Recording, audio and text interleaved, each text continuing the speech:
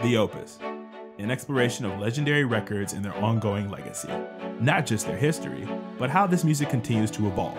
We're opening the vault on classic records upon re-release, delving into their inner workings and their lasting impact. Maybe you're a longtime fan and wants to go a little deeper. Maybe you're a first-time listener and you're curious to hear more. Either way, you're in the right place. Find us at Consequence of Sound or wherever you tune in to podcasts.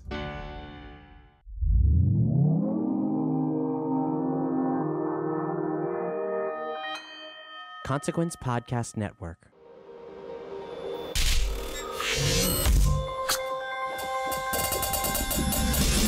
Hey, welcome to another edition of Kyle Meredith With. It's an audio interview series presented by WFPK Independent Louisville at WFPK.org. Consequence of Sound and the Consequence Podcast Network. Take a second before we get started to hit the subscribe button wherever you're listening from today.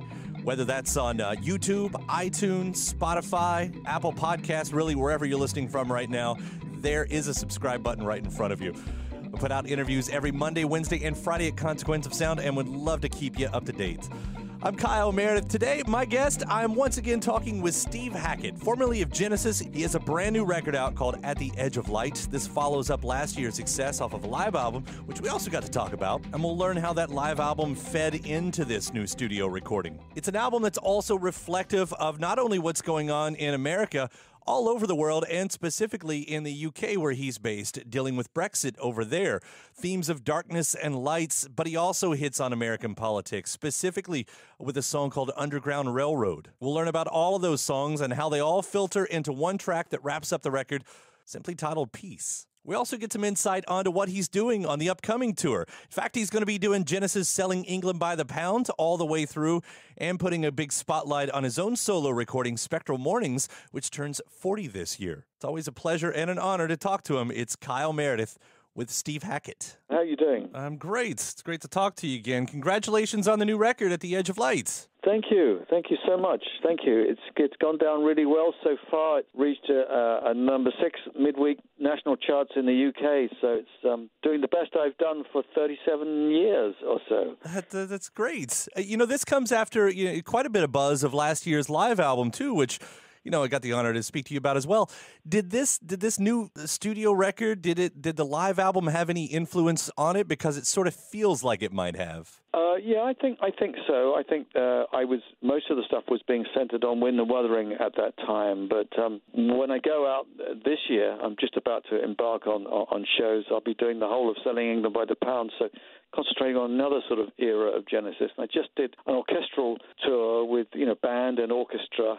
So I think the album has a whole ton of the current album has a ton of orchestra on it. I think it's the most integrated version of that. But it's also got the long songs, so it's a kind of it's got that journeying musical continuum feel to it. And you're using, as you've been talking about in other interviews and press releases, a lot of folks from a lot of different cultures. Once again, as your band. Yeah. And I was wondering, does that happen naturally for you, or do you actually specifically seek that out? Well, the thing is, I've made friends with people all over the world, and I would never have believed it at one time that I would have somebody from Azerbaijan playing the tar and a lady playing the sitar who's an incredible virtuoso called Shima Mukherjee. But it's wonderful to work with people all over, from Iceland and from Hungary and the UK and the United States. So it's a bit like a kind of, I suppose, United Nations or a fellowship, perhaps.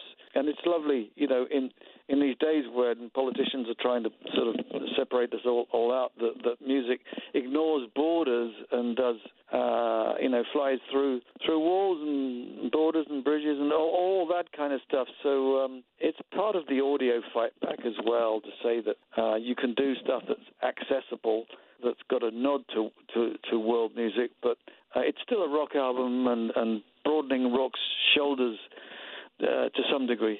You get into those themes, of course, all throughout the record. I mean, I hear you talk about how, furthering what you're saying there with multicultures, this album's based on a lot of darkness and light to reflect world happenings.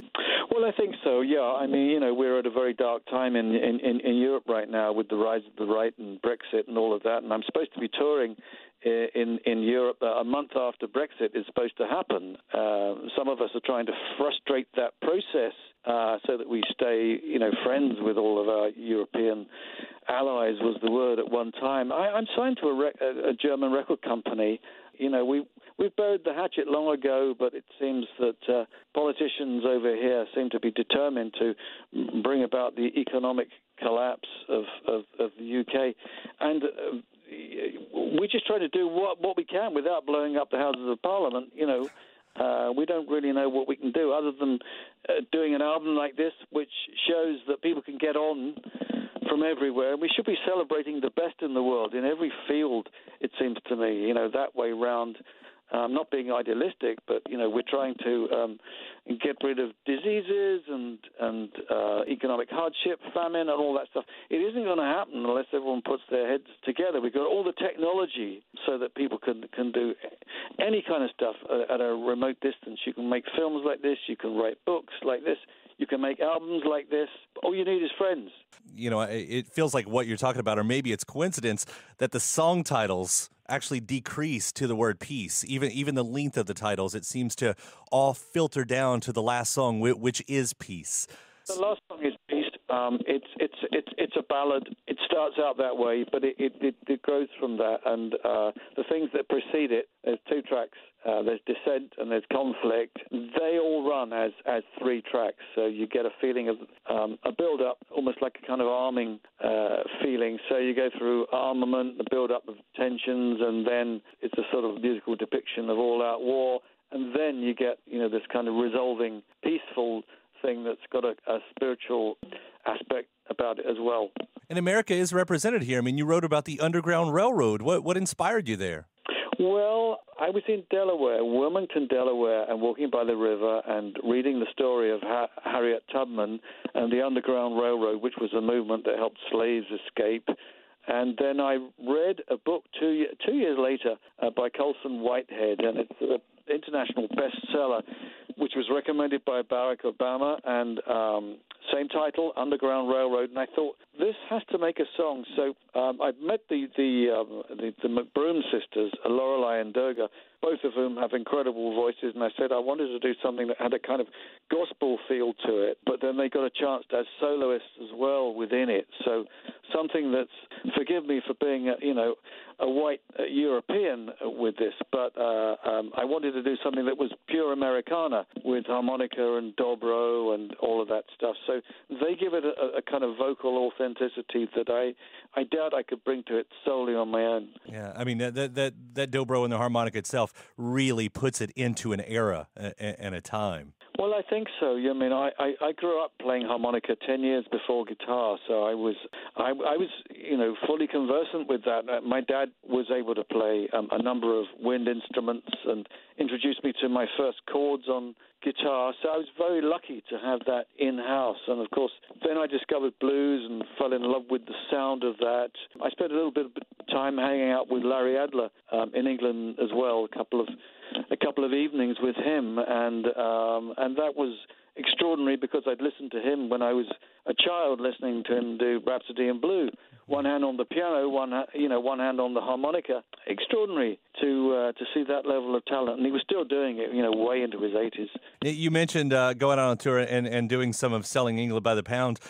Did I read that you're also going to be kind of putting a spotlight on Spectral Mornings as well, since it's turning 40 this year? That's right, yeah. I'm doing the whole of Selling England by the Pound, certainly most of Spectral Mornings, and introducing stuff from the new album. So I hope that we'll get a chance to do maybe half an hour's worth from the new album, and also with the Selling England stuff to use a song that was like a deleted scene. If you think of it as a film, there was something that Peter Gabriel and I wrote. So I'll be doing that live as well. Now, when you do that, do you go note for note to recreate it, or are you letting these songs kind of transform and grow in any way? Well, some things go into improvisations, like the end of Dancing with the Moonlit Night goes into a jam, basically, a very quiet jam. And then I Know What I Like is an excuse for a jam anyway. That's what it was born out of. So it's not note for note, but then the rest of it, I think, I try and keep it authentic. The keyboard solos remain the same, and I do the same solo from Firth of Fifth for instance, because it's so much part of the song. There's no point going off on a bender there. I want to keep it authentic. Well, I'm excited to hear how it all sounds out there, and especially how you integrate At the Edge of Light in it. It's a really fantastic record. Congrats on the continued success, Steve, and it's always a pleasure to talk to you. Lovely, Carl. Thank you very much. Nice to talk to you too. And my thanks to Steve Hackett. The new record is called At the Edge of Light. Now, since Steve and I were also talking about the live album he did just last year, I want to include that interview as well for a little context. So here's a nice little bonus. It's part 2 of Kyle Meredith with Steve Hackett. Hi, Kyle. How you doing? It's a pleasure to talk to you. Yeah, nice to talk to you too. Nice to talk. Hey, congratulations on this live record. It is a whole lot of fun to listen to. Thank you. It's doing well over here. It's gone to number 1 in the Amazon chart in the UK, so I'm very happy with that. It's all downhill from here, of course, but there we go. Nice to get some good news. All downhill from here. That's right. There's a concept behind this. Do you want to set up the concept before we get too far into it? Oh, sure. Well, I was celebrating the 40th anniversary of Wind and Wuthering, which was released in 1977. So the 40th birthday was 2017. So off the Genesis set, we do quite a few numbers from that. I don't do the album in its entirety. I just do what I think is the strongest stuff from it, which means we do 11th Earl of Mar, One for the Vine, Blood on the Rooftop, In That Quiet Earth, and the other one, Afterglow, plus another tune that was recorded at the same time in the same bunch of sessions that a number of us think should have been on the album. I know Tony Banks and I think it should have been on the album, and that's a track called Inside and Out. So we do that as well. It was only issued on an EP, but it was Phil Collins' first complete lyric for the band back in the day, and it should have been on there. Righting the wrong. That's what you've done. Well, that's what I do, yeah. It's the nearest thing to a director's cut and a kind of act of restitution and restoration and all of that. I have re-recorded a few things, usually live, but sometimes studio versions of the Genesis things. In fact, just recently, I guess worth breaking up, you re-recorded your big hit from GTR, When the Heart Rules the Mind, right? That's right, yeah. I don't know if anyone's publicly heard that yet, but I have redone that, yeah. I'll be playing it live on the forthcoming concerts, so there'll be solo stuff, there'll be tiny bit of GTR, and then there'll be the Genesis stuff.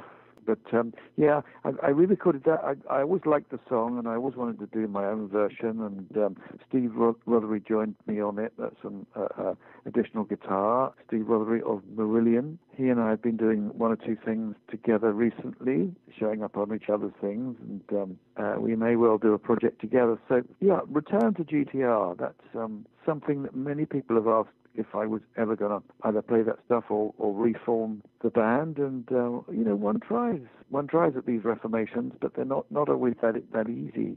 Meanwhile, I always think the reason for doing any of those things is to celebrate the music that people once liked, and they might like the new versions. That'd be cool if that makes it out at any certain point. Be interested to hear that. Well, I know a lot of people would be. Yeah, I think it will. I think they're going to release it as a single, I believe. And if for some reason that gets overlooked, I'll stick it on an album at some point, probably later in the year. Well, I know it's always sort of a tightrope walk when you're revisiting a lot of this stuff and, celebrating an album like Wind and Wuthering. It's a classic record and adding what do you try to get out of that? Do you try to add a new stamp to it, or are you just serving sort of the memory of it for the fans? Well, I think it was the last album I did with the band. I haven't re-recorded it as a studio album. I'm just celebrating the fact that it was its 40th birthday. Every now and again there'll be someone in the Genesis office who'll say, "Oh, you realize next year will be the 50th anniversary of anything that Genesis ever did." That she said, "But I don't think there'll be a reformation, do you?" And I said, "Well, I'm always open to that. But meanwhile, I like to honor and celebrate things for various reasons. I spent a long time, decades, doing solo stuff, and rather shorter time doing or celebrating the Genesis stuff. And I just tell people that in 1973, when we were unable to get a gig practically anywhere in the States, John Lennon gave an interview and said, and that was the time we were doing Selling England by the Pound, he said that Genesis was one of the bands he was listening to. So would that we could have capitalized on it at the time with Twitter and all the rest, but, you know, that sort of stuff wasn't around. So decades later, it comes to light that we were one of the bands that had John Lennon's ear for even for 5 seconds. I was pleased with that at the time, as the other Genesis guys were. It did something for us, but, you know, it was only the ripple effect. I like to honor the stuff, the early stuff, that often I find, you know, bandmates can often be quite dismissive of the early stuff. But I like to remind, and, you know, there was an audience for that. Those albums did sell very well, but it's not all about the numbers. It's about much more than that for me. Now, you mentioned, of course, you know, when things start happening like that, with 50th anniversaries happening every single year at this point, and the reformation questions come up. There's often this, you know, missed opportunities, and I like to think that I like to pull focus and say, no, it doesn't have to be a missed opportunity. But I'm not going to celebrate 50 years of Genesis, but, you know, there'll probably be, I think something's going to happen with Lamb Lies Down on Broadway. God knows what, a reissue, extra sleeve note. But, you know, this is something that people have had already, you know, so it's, you know, how much of a retread can there be? Meanwhile, I continue to record new stuff, and I'm halfway through a new album. The last album I did, last studio album, had 20 people on it from all around the world. We had Israeli working with Palestinian, Azerbaijan, working with Iceland, working with Hungary, United Kingdom, United States, just to mention a few, 20 people from all around the world. So I celebrate that as well. I like to celebrate all of these eras, and I think it did very well. Yeah, it being so multicultural, I mean, it's a really good time to be doing that, because it's... Wouldn't it be ridiculous if you only worked with musicians from your own village? And, you know, I remember Mel Brooks doing, what was the sketch, The 2,000-Year-Old Man, or whatever it was called, and they asked him, what was the first national anthem? And he said, I think I can remember that, something like, God bless all those in Cave 13 and to hell with all the rest. That seems to be the way the politics is going again. So while politics goes Neanderthal, I want to go global, and I want to work with more and more people from around the world. I've been working with some Indian musicians recently. I'll be working with an orchestra with some British dates coming up soon, but with an American conductor, British orchestra, American conductor, you see. So we go Anglo-American. We do that. We like to do, I think, where politics fails us, music can do that. Music knows no borders. Neither should it. And so you have been taking that whole idea that you did in the studio with the Night Siren, and that is bleeding into these live shows as well. Oh, absolutely, yeah. You know, I do a little bit of that. I don't do too much. I don't want to be too didactic about it. I don't want to pound the table about this, but I think that, you know, my own family were a refugee family coming out of Eastern Europe, coming out of Poland, surviving persecution, and they were allowed into the UK in the late 1800s. Not too much trouble, it seems, except at home. So I often say to people, if you know, that otherwise I wouldn't be standing here, you know, for all those Brexiteers and those who are anti-foreigner and anti-refugee and all that. So you don't have to look too far back. I don't think we should be building walls. We should be tearing them down. We managed to tear down the Berlin Wall, didn't we? I remember seeing Paul Butterfield, talking of politics and music. I remember seeing him playing in 1966 to a very small audience, doing a stunning show that featured Mike Bloomfield and Elvin Bishop. But he had Howlin' Wolf's rhythm section, I believe. I believe it was Sam Lay and Jerome Arnold at that time. And whilst there were race riots going on in Alabama, this was what was possible. You know, the most stunning blues show I'd ever seen. And I was listening to a lot of blues at that time. With this live record, you know, as you're saying, you're kind of celebrating a classic album like Wind and Wuthering, as well as playing the Night Siren. Did you, when you construct, you know, a set list or anything, did you ever try to sort of blend the two concepts together, or was it kind of an A and B side type of thing? Yeah, I think that, you know, I used to do that, and I would sometimes arrange something so that, you know, I might do just the guitar solo from first to fifth, which would, you know, draw a big response, and I was very grateful for that. Nice piece of music and everything. But I think what changed my mind about it was I was in Sicily. I was doing an acoustic show with Julian Colbeck, and a guy showed up at the hotel, and he had just about every solo album I'd ever done.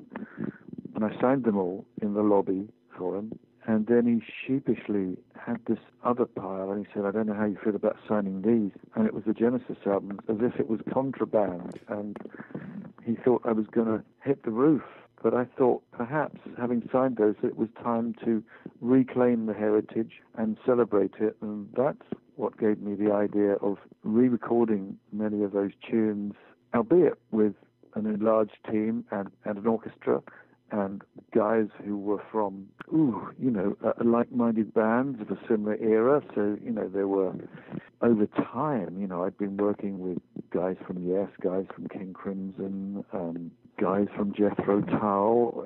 There was all sorts of stuff that was going on, and latterly, guys from the LP and all the rest. And, the surviving members of all those bands, we all know each other. So I guess it's a time where, yes, I realize that to some degree, I think my job is, as Tony Banks said to me, he said, you're preserving the heritage, aren't you? I said, yes, I feel I'm doing that.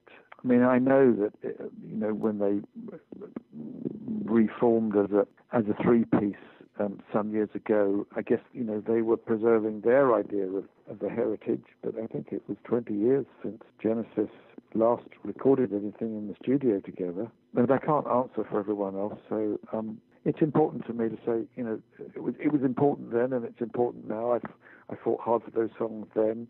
I fight hard for them now, and I do enlargements of them. I often do this, or I intend to often do it with orchestra. Mm-hmm. I will be doing 6 dates in the UK with orchestra. So I'm kind of putting my money where my mouth is, saying I think this is important. It is worth asking. I mean, Tony and Mike have both said that they don't rule it out, that they could do it, and obviously Phil is back out there now. Mm-hmm. Do you see the benefit of and would have an interest in going out with them another time, either touring or just recording? I think that it's obvious to them that as I'm celebrating Genesis material, and I've said publicly I'm up for that, whether it's a Reformation to do something like Lamb Lies Down on Broadway, which they initially approached me about, I said, yes, of course, yeah, call me if you need me. But I think it's possible, and of course, the company line is always, I wouldn't rule it out, but I think it's highly improbable, so I wouldn't rule it in either. I'm open to it, but I think I wouldn't rule it out line is getting a little bit, perhaps the timeline on that one has run out. Well, I mean, I was speaking to Tony recently, and he did allude to time may be running out if you were to give it a go for another round. Yeah, time may indeed be running out. But then I had an uncle who lived until he was 108. So I have no intention of retiring. I seem to be getting busier. I'm doing more and more projects with, I've shown up on tons and tons of albums of other people. Usually that's rock, but sometimes it's some version of jazz or it's classical. I try and embrace all the genres. I've got this pan-genre affectation, if you like. Call it what you will. Call it collision, call it fusion, call it prog, call it anything you like. But I adore music in all its forms, and I intend to do that until I drop. I'm very happy to do that. I think music is the nearest thing to the fountain of youth. Keeps me going, keeps me focused, keeps me happy. And my wife loves to travel. She's a fine historian. She can write books on subjects where she needs no source material. She's always completing my education by taking me off to India, where I've been working with some musicians from there, and looking at temples and discovering the history and many things. She loves to travel, so in that sense, it's perfect for the two of us. anywhere we visit, she might well say to me in England, a little village, she might say, "Oh, you do realize this was a stronghold, a Roman stronghold, and they had, a garrison 2,000 strong here," and she'll start reeling off the figures. This place called Brampton was once called Brantuna. So yeah, it's an education. Yeah, I'm trying to convince her to do a book about Greek mythology, because she doesn't need any source material for that. She lives it, absolutely lives it. I've been to Greece a few times with her, and I know we'll go again.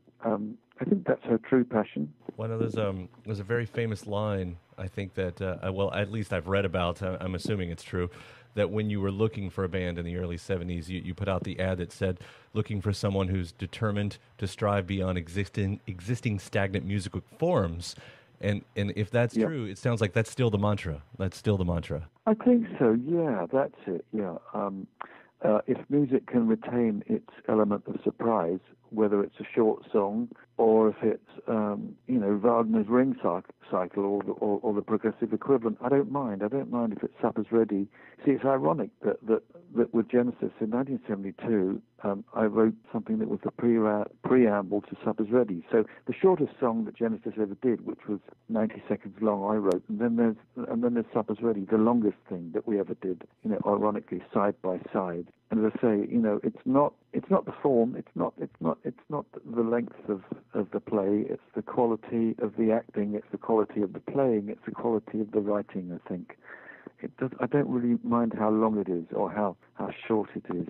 I'll apply that to your career, and I hope it's so much more longer, because I'm enjoying everything that you're doing out there. Thank you. Yeah, I'm really having a great time out there right now. It's been really good. We're working with a new bass player, another Swedish guy called Jonas Reingold, and he's an absolute virtuoso. I've heard him playing Bach on the bass, and then playing jazz, and then doing, this Rickenbacker type stuff. You think, wow, this guy. He learned one of the most difficult tunes I've ever been involved with in 2 days flat.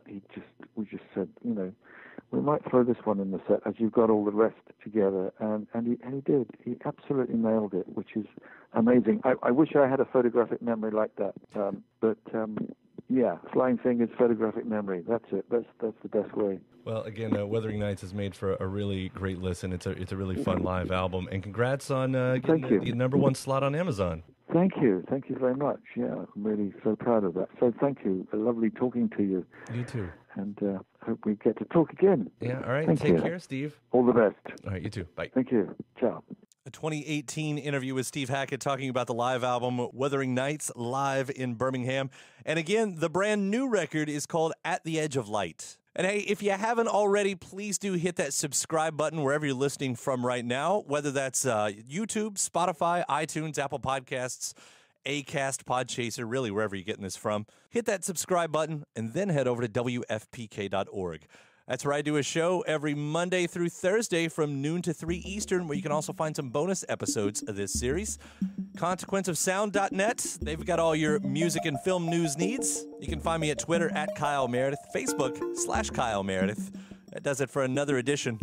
I'm Kyle Meredith. I'll see you next time.